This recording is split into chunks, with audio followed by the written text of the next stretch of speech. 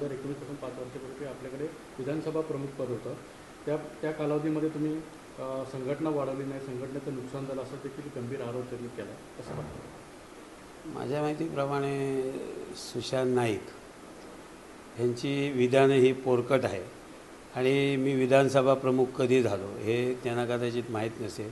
2022 नंतर ही ॲडजस्टमेंट म्हणून त्यांनी दिलेली होती. संदेश पारकर ज्यावेळी जिल्हा प्रमुख झाले आणि मी विधानसभा 2024ची लढवावी म्हणून माझ्याजवळ विधानसभा प्रमुख म्हणून दिलेली होती. आणि मुळात सुशांत नाईक हे माझ्या कामकाजाचं मूल्यमापन करण्याएवढं आज ते परिपक्व नाही आहे.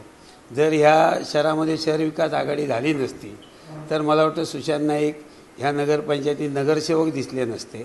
आणि जर एवढी शहरामध्ये त्यांनी संघटना वाढवली तर त्यांना आधी शहर विकास आघाडीचा आश्रय का घ्यावा लागला ह्याचं त्यांनी आत्मपरीक्षण करावं, आत्मचिंतन करावं. आणि नंतर आता जे तुम्हाला काय पद मिळालेलं जे आहे त्या पदावर आधी तुम्ही काम करा आणि नंतर दुसऱ्यावरती गंभीर आरोप करा. तुम्ही जर शहरात जरी काम केलं असतं मग स्वतःच्या चिन्हावर तुम्ही निवडणूक का लढवली नाही? तुम्ही कामकाजात त्या शहरात संघटना वाढवली नाही म्हणून तुम्हाला शहर विकास आघाडीचा आश्रय घ्यावा लागला. आणि म्हणून तुम्ही बालिश किंवा पोरकट हे दुसऱ्यावर आरोप करण्यापूर्वी तुम्हाला आधी सुशांत नाईक यांना माझ्या कामकाजाचा मूल्यमापन करण्याचा त्यांना आधी नैतिक अधिकार नाही आहे. त्यांनी आपल्याला जे दिलेलं काम आहे ती जबाबदारी आधी पार पाडण्याचा त्यांनी प्रयत्न करावा आणि नंतर दुसऱ्यांवरती आरोप करावा. पहिलं त्यांनी आपलं घर पाहावं.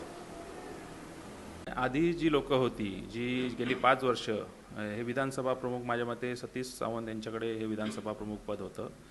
त्यांनी आपली जबाबदारी पूर्ण केली नसेल. पद द्यायला काय पक्ष कमी पडला नाही, पण काही लोक स्वार्थासाठी दुसऱ्या पक्षात जर जात असतील आणि ठीक आहे, तुम्ही बघितलं असेल आता TMCची काय सतीश सावंतांनी पदाला न्याय दिला असं म्हणायचं आहे? नाही, न्याय दिला त्यांचा प्रश्न आहे तो, पण संघटना वाढली नाही ही तुम्ही बघितलं असाल. संघटनेचं नुकसान झालं. संघटना ज्या 5 वर्षामध्ये त्यांच्याकडे जेव्हा उमेदवारी दिली गेली विधानसभेनंतर, त्यानंतर जी उभारी घेतली पाहिजे होती ती उभारी घेतली गेली नाही.